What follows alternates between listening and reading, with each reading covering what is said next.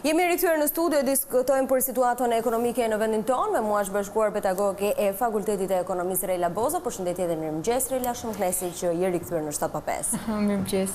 Mirë, dua të ndalem në një shkrim, në një analizë që kishit bërë pak ditë më parë në lidhje me situatën ekonomike në vendin tonë, ku dy nga problematikat kryesore që kishit evidentuar në shkrim është informaliteti dhe korrupsioni. Problematikat të cilat kanë ekzistuar në Shqipëri dhe dolën më shumë në pagjet periudhës së pandemisë, apo janë thelluar akoma edhe më shumë tani në këtë situatë? Tani të dyja problemet, informaliteti dhe korrupsioni, janë karakteristika të shumë ekonomive, që është e vërteta. Pra, të gjitha ekonomitë në botë i kanë këto të dyja si fenomene. Çështja është që sa të kontrolluara janë ato dhe në çfarë niveli janë. Kjo është ajo që diskutohet. Shkrimi im, analiza pastaj e përshtatur për Shqipërinë, mori shkas nga një shkrim të cilin unë e lexova tek blogu i Bankës Botërore, ku atje thuaj në mënyrë eksplicite se si vendet të cilat i kanë këto të dy element, këto dy karakteristikat e ekonomisë, janë informaliteti, pra ekonomia informale, pa regjistruar, të gjitha transaksionet dhe veprimtaritë të cilat duhet të paguajnë taksa, por ato nuk paguajnë taksa ndaj shtetit, dhe shteti nuk gjeneron asnjë të ardhur nga këto, dhe korrupsioni, do t'i bëjnë ekonomitë të vuajnë shumë kur këto të dy element janë në nivele shumë të larta. Ajo që bëra është që u riktheva tek burimet ndërkombëtare për të kuptuar se si vlerësohej informaliteti dhe korrupsioni për Shqipërinë. Dhe ajo që gjeta janë, sidomos indikatori i korrupsionit për shembull është i mërzitshëm, shqetësues, mos them drejt të nxjerrim edhe me grafik. Drejt të qenurit tragjik, po i kemi grafikët, madje është edhe një grafik i përmbledhur nga Trading Economics, i cili i tregon korrupsionin se si ai është rritur duke filluar nga viti 2016. Ne kemi këtë grafikun edhe këtu. Ky është grafiku. Tani, kujt i referohemi? I referohemi indeksit të korrupsionit, të perceptimit të korrupsionit, nuk është ky, por indeksi i korrupsionit të Transparency International, i cili na thotë që treguesi ynë i korrupsionit është përkeqësuar. Ata kanë një tregues nga 0 në 100 me vlerësim, ku kjo është renditja, ku me 0 janë të vlerësuara të gjitha ato vende të cilat e kanë ndotjen shumë të lartë korruptive. Neve kemi marrë 35 pikë për këtë vit, duke humbur 7 pozicione nga viti i kaluar. Pra jemi përkeqësuar me 7 pozicione. Çfarë do thotë kjo? Kjo do të thotë që nëse ekonomitë performojnë keq gjatë gjithë kohës, ato krijojnë kushte, është si një trup i sëmur, i cili kur i vjen një goditje siç është goditja e pandemisë, e cila është një nga goditjet më të pa shoqja në historinë e ekonomisë botërore, probabiliteti është shumë i lartë që ky trup i sëmur të mos mbajë dot, mos e përballojë dot. Dhe ne e kuptojmë se cilat do të jenë pasojat. Shkrimi ka marrë në konsiderat vetëm informalitetin dhe korrupsionin, por unë bëra shumë kurioze dhe për koincidencë, gjithashtu kishim pa shkuar te elementet e tjerë. Informaliteti, si jemi ne me shifrat e informalitetit në vendin tonë, sepse kujtoj dhe besoj është shumë e qartë për gjithë qytetarët që në fillim të qeverisë Rama, dhe në fakt ai grafiku tregonte nivel të lartë korrupsioni edhe në vitet 2012-2013, që kanë qenë dhe vite elektorale. Në fakt, ka qenë lufta ndaj informalitetit me aksione dhe nisma të shumta. Çështja është që flasim sot në 2020, ku flasim për një nivel shumë të lartë informaliteti dhe disa mekanizma që u përdorën dhe gjatë pandemisë për ta denoncuar apo për të futur edhe një herë në skem.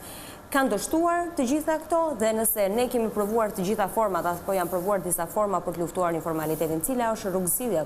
Çfarë mund ta ulte informalitetin në vendin tonë? Një nga karakteristikat, tani, përveç se të diskutojmë informalitetin, duhet flasim edhe për karakteristikat e tij. Por si mund ta kuptojmë ne nivelin, sepse ai ndryshon nga sektori në sektor. Pra kur ne bëjmë panele diskutimi me persona të fushës, kuptojmë që ky informalitet ndryshon nga një sektor në një tjetër. Pra një sektor e ka shumë të lartë, një tjetër e ka më të ulët. Por në mënyrë të mesatarizuar, ai vërtitet rreth 30-35-40%. Do të thotë që 40% e GDP-s është informale, pra kemi shumë para e cila lëviz jashtë një sistemi të cilin neve mund ta kontrollojmë, apo që ai reflektohet në mbledhjen e të ardhurave të shtetit dhe pastaj në shërbime publike. Nuk e di nëse natyrisht besoj e mban mend se si kryeministri pati disa thirrje për të regjistruar punonjësit të cilët duhet përfitonin ndihmën e shtetit. Është tipike. Pra kur ekonomia është informale, ai që vuan është në fakt qytetari, i cili duke qenë se e ka pasur të jo formalizuar marrëdhënien e tij të punësimit, nuk arrin arrin që në kushtet e pandemisë të përfithi këto ndihma të cilat i jep qeveria. Dhe vetëm po të bësh një pjesëtim të buxhetit që është akorduar me atë që është përfithur, mund të kuptosh që pjesa tjetër që nuk është përfithur, pra kush nuk i do parat që nuk i merr. Të gjithë i duan parat, por mungon mekanizmi sepse supozimi në këtë rast është që kemi të bëjmë shumë me një nivel të lartë të informalitetit. Një karakteristik tjetër është që në qoftë se ne themi që niveli i korrupsionit është shumë i lartë, atëherë kur fillojmë të mendojmë se ku është i shpërndar ky korrupsion, arrim të kuptojmë që praktikat informale arrin që të krijojnë korrupsion, sepse dhe vetë korrupsioni është një praktikë informale, ai nuk paguan taksa, ai nuk shkruhet diku. Është një nga sëmundjet më të mëdha të shoqërisë. Dhe për të mbijetuar në të tregun ilegal përdor forma të korrupsionit. Patjetër, prandaj ai shtohet, ato janë shumë të lidhura, janë si dy motra me njëra tjetrën. Korrupsioni pastaj është i lidhur me një seri fenomenesh të cilat e shkatrojnë shoqërinë, sepse është si një sëmundje e cila që të ekzistojë duhet që të paguaj. Pra duhet të paguaj gjykatën, duhet të paguaj politikën, duhet ta bllokojë edhe procesin e integrimit, sepse vetëm ashtu mund të jetojë. Pra është një nga sëmundjet më të trishta të shoqërive. Ajo që ne shohim që ndodh në Shqipëri nuk është diçka që i ka ndodhur vetëm Shqipërisë. Nëse ne studiojmë shtete të ndryshme dhe shohim për shembull vende kryesisht të Afrikës, të cilat kanë pasuri natyrore të jashtëzakonshme, po them Kongo.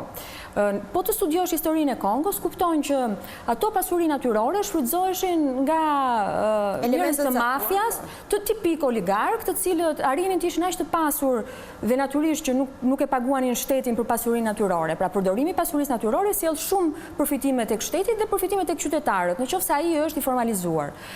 I gjithë ky ishte një instrument jashtë formalizimit dhe ky lob, po them, ishte aq i fuqishëm dhe në nivel ndërkombëtar, sepse ata shesin pasuri të jashtëzakonshme, kanë minerare. Do të them ishte një lob aq i pasur sa arrinte që të kontrollonte politikën dhe sa herë që politika ndrohej, askush nuk rregullonte dot diçka. Dhe ky është ai fenomeni që quhet tragjedia e Kongos, e cila mund të konsiderohet edhe si tragjedia e Shqipërisë. Ne kemi burime natyrore, kemi një vend jashtëzakonisht shumë të bukur dhe kemi shumë pak banor. Domethënë ekzistojnë të gjitha burimet, të cilat janë të mjaftueshme për aq sa jemi, që ne të jetojmë me mirëqenie dhe të jemi një vend ku të ardhurat vjetore përfrymë janë të larta. Kjo nuk ndodh. Pse? Sepse shohim që korrupsioni, pra po them kur them parat e korrupsionit, them parat të cilat dalin jashtë ekonomive të formalizuara dhe përdorin për qëllime që ta mbajnë këtë si instrument. Prandaj them në fund që situatën ekonomike në Shqipëri, këtë krizën ekonomike që thellohet akoma edhe më shumë nga pandemia në Shqipëri. Shko Pranvera, ka një gjë shumë interesante tek studimi që ka bërë dhoma amerikane e tregtisë, u prezantua. Ishte shumë interesante sepse një nga indikatori më problematik ishte klima politike e brendshme, ishte indikatori më problematik për bizneset. Pyetja që kisha unë është që çfarë ndjejnë bizneset nga politika? Pra, ata duhet të thoshin korrupsioni, informaliteti etj, por çfarë ndjejnë bizneset nga politika në vetvete? Dhe këtë shpjegon shumë bukur nga një njëjti raport. Indikatorët, janë 27 indikatorë tani të renditur se kush ka humbur dhe kush ka fituar, po them, reputacion, pikë etj. Korrupsioni dhe informaliteti kanë humbur 4.54 pikë dhe 5.9 pikë. Një indikator tjetër që ka humbur shumë pikë vlerësimi, pra është në rënje, është me minus 10.35 pikë, është klima e biznesit. Klima e biznesit nuk ka të bëjë vetëm me taksat, ka të bëjë dhe me atmosferën, pra është si në një familje, atmosfera në familje nuk ka të bëjë vetëm me të ardhurat, ka të bëjë dhe me shpenzimet, ka të bëjë dhe me elementë të tjerë, me mënyrën se si njerëzit sillen me njëri tjetrin, e të tjerë. Kështu që klima e biznesit është problematike. E para, pra, një element tjetër që më bëri shumë përshtypje është i vitit 2019 treguesi, është marrëdhënia me qeverisjet lokale dhe ajo ka rënë 4.92 pikë. Tani pyetja është, pse është përkeqësuar, po them në këtë rast, marrëdhënia me qeverisjet lokale, në kushtet kur në vitin 2019, në gjysmën e vitit 2019, qeverisja lokale i ka përkitur totalisht një partije. Kemi disa qytete në Shqipëri, të cilët kanë problematika shumë të mëdha me të zgjedhurit vendor, e në të cilat duhet që të përsëriten zgjedhjet e ardhshme, dhe ky është një lajm jo pozitiv. Ky është një lajm pozitiv të cilin biznesi e ndjen. Biznesi ndjen çdo detaj që ndodh me politikën. Ndjen dhe atë edhe pse nuk e artikulon. Sepse kemi ne shumë të lidhur me politikën, no? Sepse në një vend që ka stabilitet, taksash dhe qëndrueshmëri e të bërit biznes, nuk është kaq e ndjeshme, nuk intereson fare ndoshta. Po, një problem tjetër për shembull që del këtu është gjithashtu për shembull marrëdhënia me ministrit, ka rënë minus 2.65. Dhoma amerikane e tregtisë, bizneset atje thonë që marrëdhëniet me ministrit janë më problematike. Dhe është kaq e pastër, sepse aty nuk ka asnjë aleancë, asnjë koalicion. I qëndron vetëm një parti e pushtetit. Është dhe degradim pushteti, ëh? Është totalisht degradim pushteti. Që ndodh të paktën në Shqipëri kemi parë me çdo forcë politike në mandatin e dytë, në vitet e fundit të mandatit të dytë. Nuk është një fenomen i ri. Po ta shikojmë, u bën shumë vite që ekonomia jonë vuan një sens të tillë të degradimit. Në kushtet e pandemisë, me një goditje kaq të madhe kur ne na superkufizohen një seri problemesh. Dhe nëse edhe një herë klima politike, doja të thoja që mos t'i rikthehem dhe mos e lë pa e përfunduar mendimin. Klima politike është tepër e rëndësishme dhe natyrisht biznesi e ndjen. Po si e ndjen? E ndjen sepse e ndjen dhe konsumatori. Pra, në kushtet kur ne për shembull supozojmë ne kemi një parlament qesharak. Njeriu mendon që si lidhet parlamenti qesharak me klimën e biznesit. Natyrisht që lidhet. Lidhet sepse i vendosur i gjithë vendin në një kontekst qesharak, i shkakton të gjithë njerëzve një sens pasigurie, një sens trazimi, një sens paqartësie. Dhe nuk ka asgjë më të rëndë për tregjet, për tregun në përgjithësi, se sa një sens i tillë i konsumatorit. Siguria. Pra kur siguria mungon, dhe ne kemi bërë dhe studime të tjera në lidhje me një tregues të sigurisë, është edhe gjithashtu dhe kjo e trishtueshme, sepse në nivelin nga 0 deri në 10, në një nga studimet që kemi bërë kohët e fundit, pyetje sa të sigurt jeni që të jetoni në Shqipëri, njerëzit janë përgjigjur mesatarisht me një nivel 1.52. Pra njerëzit nuk ndihen të sigurt që të jetojnë në Shqipëri. Dhe kjo natyrisht që është dhe produkt i politikës. Pra është i politikës në tërësi. Nga kjo pikpamje, biznesi vuan tani pasojat e një politike të trazuar, të çuditshme, qesharake, jo demokratike, është tepër e qartë në teori. Në teorinë e biznesit ndërkombëtar, tregjeve ndërkombëtare është e shpjeguar qartë. Zhvillimi vjen nga shoqëri demokratike, nga shoqëri me nivel të ulët të korrupsionit, nga shoqëri të cilat prodhojnë politika cilësore. Pra kjo dihet, është një kjo është rruga. Po është vërtetuar. Prandaj shoqëritë perëndimore rendisin një seri përfitimesh për qytetarët e tyre dhe shumë mirëqenie. Natyrisht që shoqëritë totalitare shkojnë në drejtime totalisht të tjera. Pra, të gjithë këta janë tregues për njërin që edhe e studion fushën dhe e di që ai është një puzzle i montuar, pra është një mekanizëm që funksionon bashkë.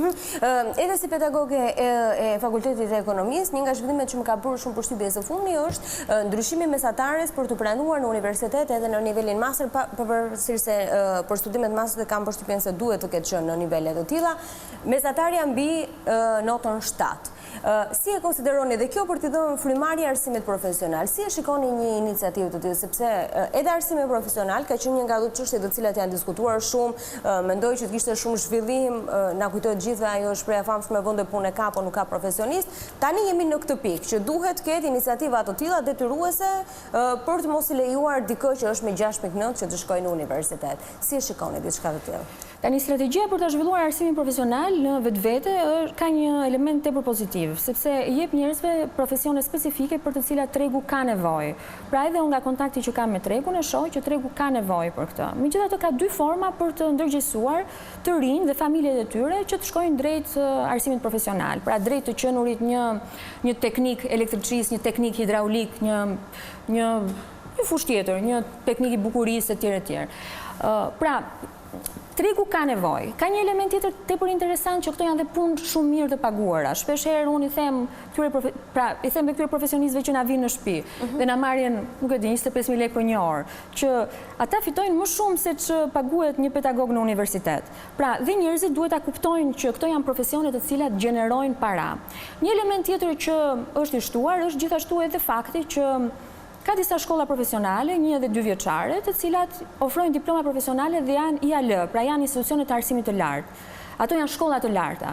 Pse e theksoj këtë? Sepse ekziston një mentalitet i familjeve tona, të cilat duke qenë edhe ndoshta nga koha e komunizmit kur i është privuar të qenurit me shkollë të lartë, ata duajnë që fëmijët e tyre të bëjnë patjetër me shkollë të lartë dhe nuk janë kujdesur për të përputhur profesionin me tregun e punës, por boll që ata të kenë një diplomë të shkollës lartë, sepse kjo është ajo që u ka munguar. Aktualisht edhe arsimi profesional mund t'i pajisi përveçse me një profesion, t'i bëj edhe krenar nga pikpamja e pasjes së një diplome të shkollës së lartë, sepse ka disa kolegje profesionale të cilat në fusha të ndryshme, të cilat e ofrojnë këtë.